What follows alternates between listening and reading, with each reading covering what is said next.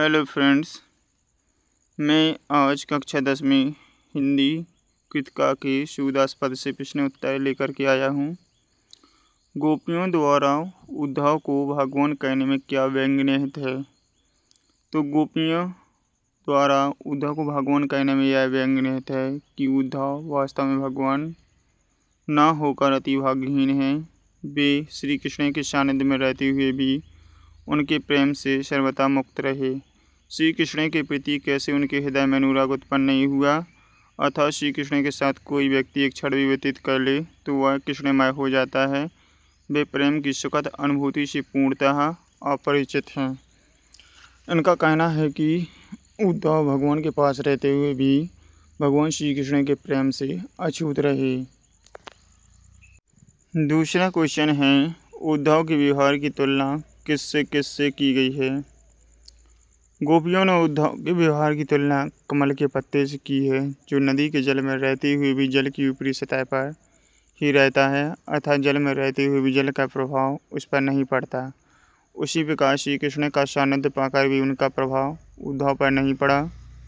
उद्धव जल के मध्य रखे तेल के गागर मटके की भांति, जिस पर जल की एक बूंद भी नहीं टिक पाती, इसलिए उद्धव श्री कृष्ण के समीप रहते हुए भी उनके रूप के आकर्षण तथा प्रेम बंधन से सर्वथा मुक्त हैं।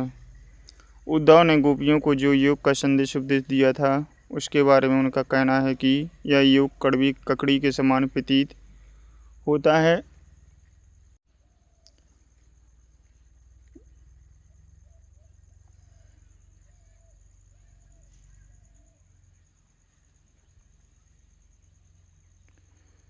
इसे निगला नहीं जा सकता है, यह अत्यंत अरुचिकर है।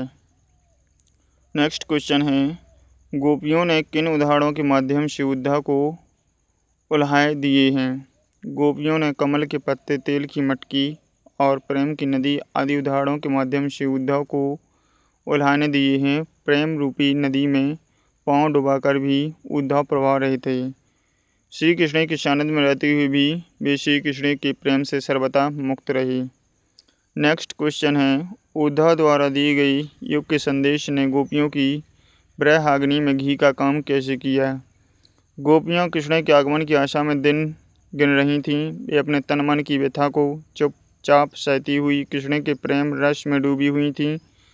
वे इसी इंतजार में बैठी थी कि श्री कृष्ण उनके ब्रह को समझेंगे, उनके प्रेम को समझेंगे और उनके अमृत मन को अपने दर्शन से तृप्त करेंगे। परंतु यह सब उल्टा होता है। कृष्ण ने ना तो उनकी पीड़ा का ज्ञान है और ना ही उनके ब्रह के दुख का, बल्कि कृष्ण योग का संदेश देने के लिए उद्धव को भेज देते हैं।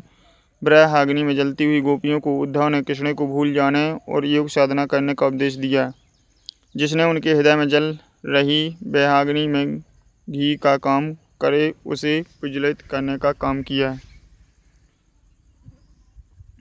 जिस प्रकार से गोपियाँ श्री कृष्ण को चाह रही थी, उस प्रकार से नहीं हुआ।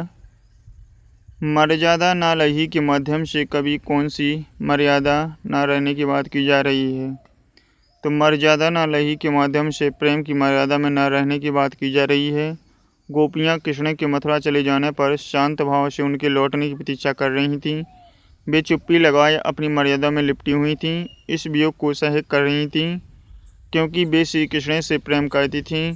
कृष्ण ने योग का संदेश देने के लिए उद्धव को भेज दिया, जिससे गोपियाँ मर्यादा छोड़कर बोलने पर मजबूर हो गईं। प्रेम के बदले प्रेम का प्रतिदान भी प्रेम ही मर्यादा है, लेकिन कृष्ण ने गोपियों के प्रेम के उत्तर में योग का संदेश भेज दिया। इस प्रकार कृष्ण ने प्रेम की मर्यादा न रखी, वापस लौटने का वचन देकर भी गोपियों से मिलने नहीं आए। अगला महत्वपूर्ण नेक्स्ट क्वेश्चन है, कृष्ण के प्रति अपने अनन्य प्रेमियों को गोपियों ने किस प्रकार अभिव्यक्त किया? गोपियाँ रात दिन सोते जागते सिर्फ श्री कृष्ण का नाम ही रटती रहती हैं। कृष्ण के प्रति अपने अनन्य प्रेम को गोपियों ने चींटियों और हरियाल की लकड़ी के उदाहरणों का व्यक्त किया है। उन्होंने स्वयं की तुलना चींटियों और श्री कृष्ण की तुलना गुड़ से की है। उनके अनुसार श्री कृष्ण उस गुड़ की भांति हैं जिस पर चींटियाँ चिपकती हैं। हारिल एक ऐसा पक्षी है जो सदैव अपने पंजे में कोई लकड़ी या तिनका पकड़े रहता है, वह उसे किसी भी दिशा में नहीं छोड़ता। उसी तरह गोपियों ने मन, वचन और कर्म से श्री कृष्ण की प्रेम रूपी लकड़ी को दृढ़तापूर्वक पकड़ लिया। गोपियों के अनुसार गोपियों ने उद्धव से योग की शिक्षा कैसे लोगों को देने की बात कही। उद्धव अपने योग के संदेश में मन की एकाग्रता का उपदेश देते हैं। गोपियों के अनुसार योग की शिक्षा उन्हीं लोगों को देनी चाहिए जिनकी इंद्रियां व मन उनके बस में नहीं होते, जिनका मन चंचल और इधर उधर भटकता रहता है। गोपियों को योग की आवश्यकता नहीं है क्योंकि गोपियां अपने मन व इंद्रियों से कृष्ण के प्रति एकाग्रचित, इसलिए योग साधना का उपदेश उनके लिए निरर्थक है। प्रस्तुत पदों के आधार पर गोपियों का योग संदेश के प्रति दृष्टिकोण स्पष्ट करें। इस क्वेश्चन इतना महत्वपूर्ण नहीं है, इसलिए आप ही पढ़ लीजिए इसे। गोपियों के अनुसार राजा का धर्म क्या होना चाहिए? ये अति महत्वपूर्ण प्रश्न है, इसका उत्तर हम अभी देखते हैं। अपने अनुसार तो राजा का धर्म प्रजा के हित में होना चाहिए। राजा वही होता है जो प्रजा का भला कर सके। लेकिन सूरदास के अनुसार देखते हैं क्या, इसका उत्तर लिखते हैं।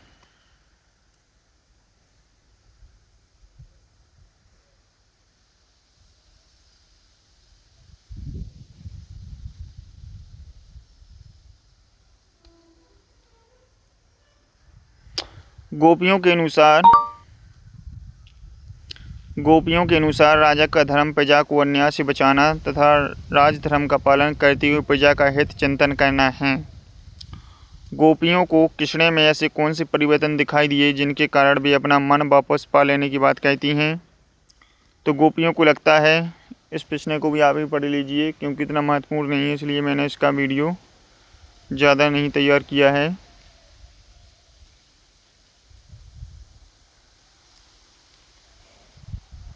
ये लॉन्ग क्वेश्चन हैं, इनको द्विगुत्तीय भी कहा जाता है, जो 2 या 3 नंबर में आते हैं। इनको आप ही तैयार कर लीजिए क्योंकि मैं पढ़ता हूँ तो बहुत ही टाइम लगता है इनमें, इसलिए आप ही इसे तैयार कर लीजिए। अगर मेरे प्रश्नोत्तर आपको सही लगते हैं तो चैनल को सब्सक्राइब, लाइक, शेयर, कमेंट में ज़रूर बताएं कि ऐसे ही वीडियो लाते रहें। जय श्री राम, जय श्री राधे।